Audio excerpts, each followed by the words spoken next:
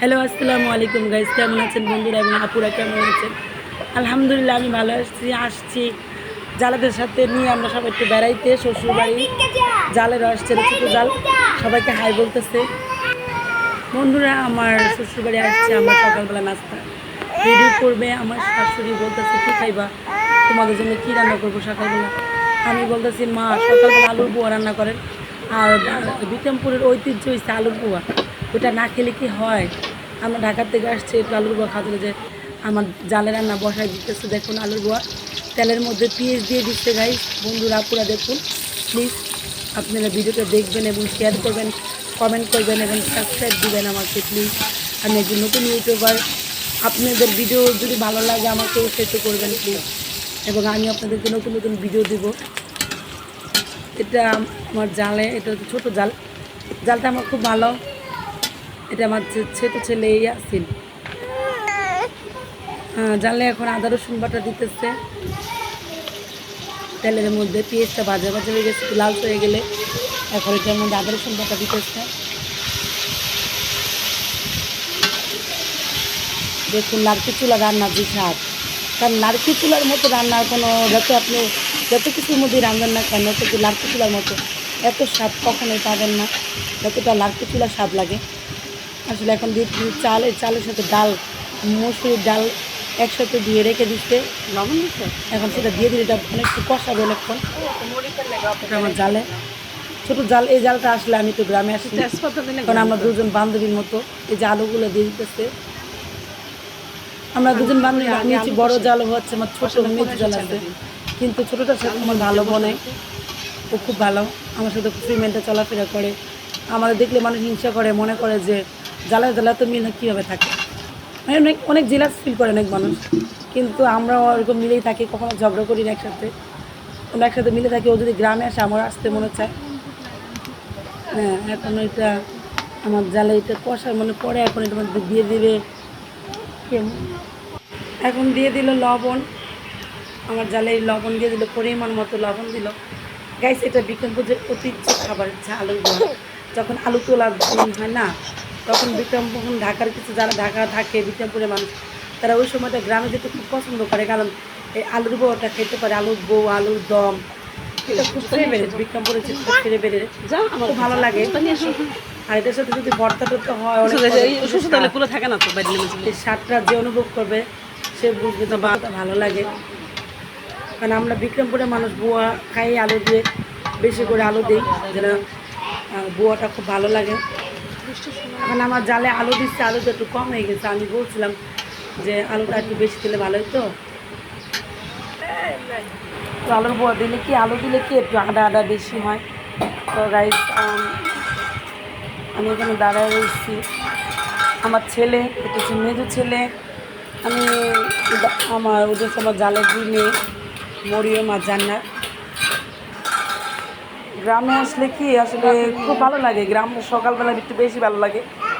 গ্রামে আসছি সবাই একসাথে একটু ঘোরাফেরা করি, কারণ ঢাকা থাকি তো, বাচ্চাদের ছুটি আসলে গ্রামে চলে আসি। আমার জালে মরিচ নিয়ে আসলো, এটা হচ্ছে আমার দেবর, আমি আপনাদেরকে পরিচয় করে দিচ্ছি গাইস।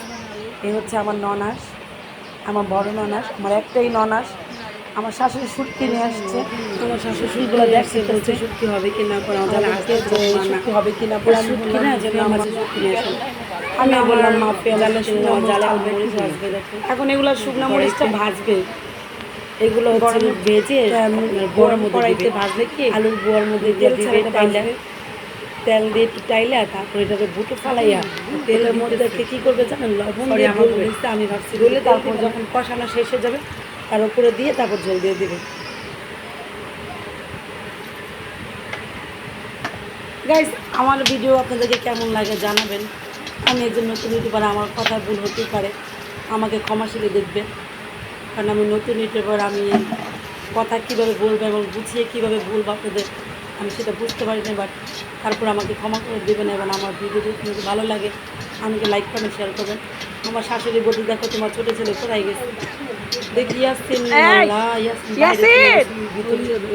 এটা গাড়া।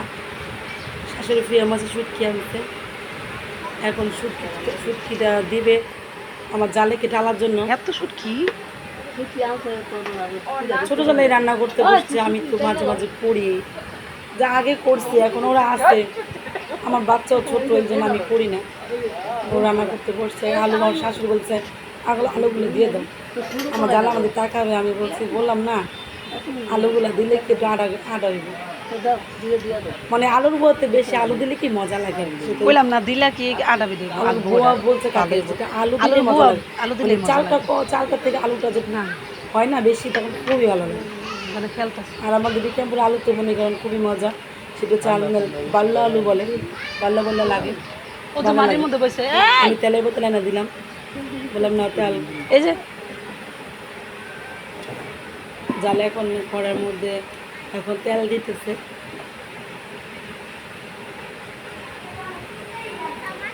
শুটকি হালকা বাজার দিস, বেশি বাজার দিলাম পুরো জায়গা। পরে এখন তেল দিল, মায়ের গানা ভর্তা করছে তিতা লাগবে। দিবে কড়ার মধ্যে দিয়ে দিবে পেঁয়াজ, বাজা লাগছে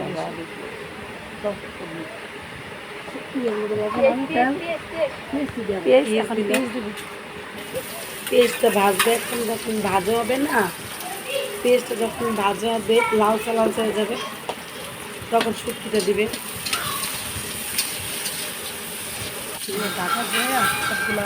আমার শাশুড়ি আবার চুলায় জাল গুঁজে দিল, সেটা জাল মানে কি আমাদের গ্রামে বিক্রমপুরে জাল বলে, মানে চুলার মধ্যে লাড়তে দেয় না, আগুন কম আসলে লাড়কি গুঁজে দেয়, সেটাকে বলে চুলা জালটা বাড়ায় গুঁজে দাও, আগুন লাড়কিটা গুঁজে দাও, গুঁজে দাও। সরি শাশু শুক্তি দেখা যায় বলে শুক্তি কম হয়ে গেছে, পরে আমার জালে বলছে না শুক্তিগুলো অনেক শুক্তি এখানে, এখানে এগুলো হয়ে যাবে, আর লাগবে না, এত শুক্তি কে খাবে। তো গাইস দেখুন আমার জালে পেঁয়াজ ভাজছে, এখন পেঁয়াজটা যখন লালচা লালচা হয়ে গেছে, তো আমার জালে এখন শুক্তিগুলো ঢেলে দিবে।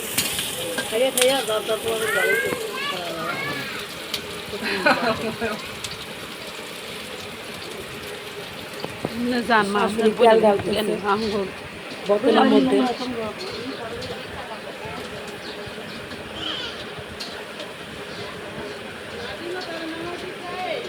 এখন জালে এই শুটকিটা ভাজা ভাজা করবে।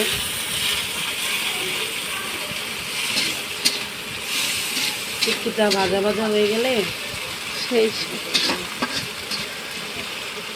এগুলো তো শুকনো মরিচ, একটা যে শুকনো মরিচ দেখুন, এগুলা শুকনো মরিচগুলো ভাজা মরিচ দিবি, এগুলো আমার শাশুড়ি লবণ দিয়ে ফাঁকি করবে। এখন ছোটো করে দিতে যে বলতে ছোটো কয়েকটা পোষে দাও, এটার মধ্যে কালি জিরা দিও, কালো জিরা ভর্তা খাবে, এটা আমার দেবরে ওর বাচ্চাকে নিয়ে যেতে সার্ভের সামনে এখানে রোগ গরম, আমার দেবর কইতেছে মরিও মায়া হাত দিয়ে, কারণ গ্রামের দেশের মানুষ ওনাদের কাজই অন্যরকম, ঠিক আছে। আমাকে বলতেছে যে রসুনকে আরো দিব, আমি বলছি না রসুন হয়েছে, এটা হচ্ছে আমাদের কামরাঙ্গার গাছ, গাছ এটা আমার হাজবেন্ডও লাগাইছিল, এই গাছটা কত ছোট ছিল, গাছটা এখন বড় হয়ে গেছে। আমার দেবরে আবার গাছটা এসেছে কি করে ঝাঁকি দেয়, ছোটো ছোটো কামরাঙ্গাই করে, সেগুলো পরে ভালোই লাগে এগুলো। এটা হচ্ছে আম গাছ, দেখুন কালি জিরা টালতেছে গাছ, রসুন আর কালি জিরা একসাথে, আর শুকনো মরিচ। বলতে ভাবি আমি নামাইলে না পূজা যাবো, হ্যাঁ নামাইলে না পূজা যাবো, পুড়ে গেলে আবার তিতে লাগবে। তখন আমার জানলে এটা বাটির মধ্যে নামাই ফেলছে, কলাতে রাখলে গাইস দেখবেন মাঝে মাঝে জালকে নিয়ে খুব ভিডিও ছাড়ি, কারণ আমার অনেক ভালো। আমাদের জন্য দোয়া করবেন যে আমরা সবসময় একসাথে থাকতে পারি, মিলেমিশে আমরা জালেরা একসাথে মিলেমিশে থাকতে পারি। আমার দেবরে আসছে ঝাঁকি, আবার রাখি দেন, আমার শাশুড়ি শুনে আমি চালতেছে, এখন দেখি সবাই আসছে, আমার ছোট ছেলে নেই। ইয়াসিনকে দেখতেছেন, ইয়াসিন কোথায় গেল, নতুন কোথায় গেল, খুঁজতে জন্য খুঁজতে ভয় পেয়ে গেছি, কারণ আশেপাশে গাড়া আছে, পানি আছে, বাচ্চা মনে কেউ তার বুঝবে না।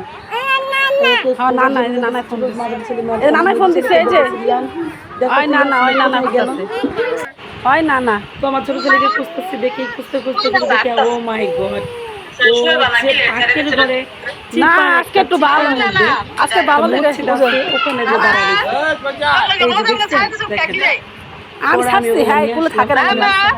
ওকে হাত কই করে যাও? ধরে নিয়ে আসলাম, বাবা তুমি এখানে কই কি যাও? করো? আল্লাহ, তুমি এখানে চলে আসছো, এখানে কারা? তুমি এখানে এখান থেকে কই যাও? কই যাও? তারপর আমার ছেলে কি করলো, আমার হাত থেকে ছুটে চলে গেল দাদাদের ওই যে তামুনি নাও, দাদাদের ঘরে এই যে যেতে। তামুনি দাও, এই যে নাও, এই যে নাও, দাদাদের ঘর, তামুনি। ডাক দাও, ডাক দাও, ডাক দাও।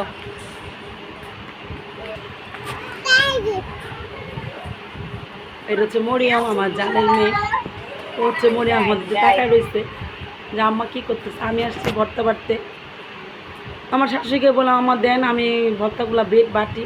দেখুন কত তেল, ভর্তার মধ্যে তেল বেশি দিয়ে ফেলছে।